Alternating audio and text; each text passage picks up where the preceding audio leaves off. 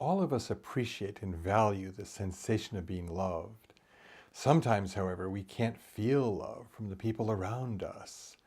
What can we do in those situations to remain connected to love?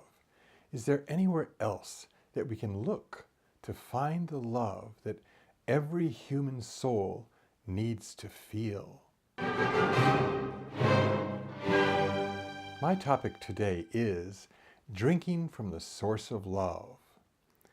One beautiful spring morning in Virginia, as I walked across our yard, I stopped and stared at a truly lovely sight.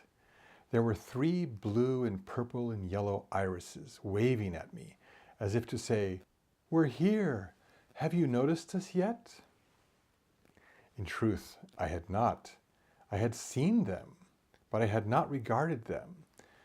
They were magnificent, and as I gazed at them, they became the center of my world. Their colors seemed particularly vibrant that morning. I felt that I could almost disappear inside them and rest among their petals. I finally realized that the irises had not changed. They had always been there, waiting for me to stop and speak to them, waiting for my appreciation. They were eager to impart joy, but they were too often ignored. Instead, I would walk past them to our mailbox, busy with thoughts of money and bills and marketing and business. Our farmhouse in Indian Neck, Virginia was on a small hill overlooking fields and woods and surrounded by sunrises and sunsets that continually astonished us. I had started the practice of stepping into our backyard each morning next to our old dug well and stretching my arms up toward the oak tree that stood there, reaching beyond its branches toward the sky. I would look at the sky and breathe deeply and gaze at the wonder of the sunlight darting through the leaves of the tree. I had always delighted in the luminescent color of leaves when they were caressed by the sun. When I was a boy camping in Standish, Maine, I had loved lying on the ground in the morning, looking up at the sunlight streaming through the grove of quaking aspens, with the morning breeze shaking their round, pale green leaves. I had read in a book that if one looked carefully at a patch of blue sky, one could see hundreds of darting curls of white light swirling across the sky.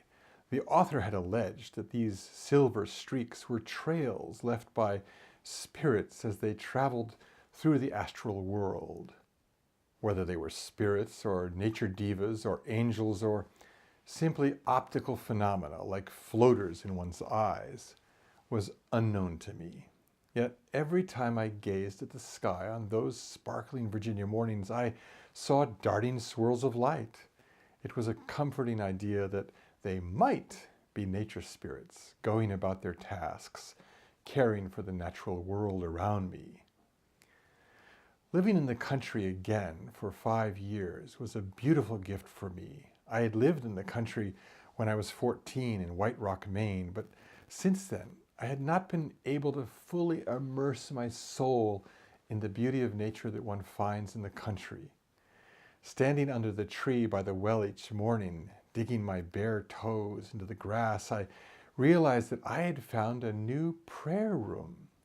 Indeed, one can pray in a small, bare room like the monks and nuns of old, but I believe now that meditating in nature is the quickest way to find resonance with the invisible world of love and peace.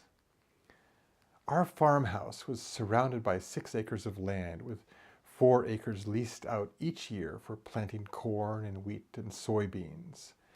We had reserved a long stretch of field below our house that was kept free of crops. We sometimes built a campfire in the field and gazed at the stars with a telescope.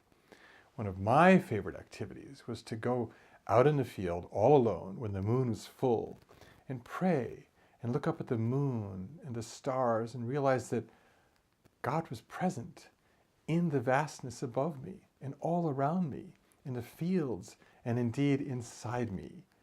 Those moonlit prayers gave new meaning to the phrase in Psalm 46:10, "Be still and know that I'm God." Later, I moved to the city, if one can call Portland, Maine a city, having lived in many cities where nature was running scared, including Manhattan, Philadelphia, Washington, Los Angeles, and Las Vegas. I prefer to think of Portland as a friendly little town. I missed the beauty of the country in Portland, but I found tremendous solace in our frequent trips to the ocean country. Now we live in hilly country, a short drive from Portland, and revel in the beauty of our natural surroundings. Once again, I can walk through the woods and fields of my outdoor prayer room and clasp nature to my heart and drink from the source of love. Thank you for watching. You can follow me on Twitter at @Falkenbrown and email me at peterbrown@worldcommunity.com. I invite you to subscribe, leave a comment, click on the like button, and share this video with 2 or more friends. I also invite you to become a patron of the arts and join the Love, Freedom, and the World project by going to our crowdfunding platform at patreon.com/PeterFalkenberg-Brown. Each level of contributor will receive a unique type of reward as our way of saying thank you. By contributing as little as $3 per month, you'll become a team member and will be able to provide valuable suggestions for new video topics and brainstorm new ways to reach a thirsty world with words of love, beauty, joy, and freedom. I am very grateful for all your support. I could not do this without you. So until next time, love and blessings, and thank you.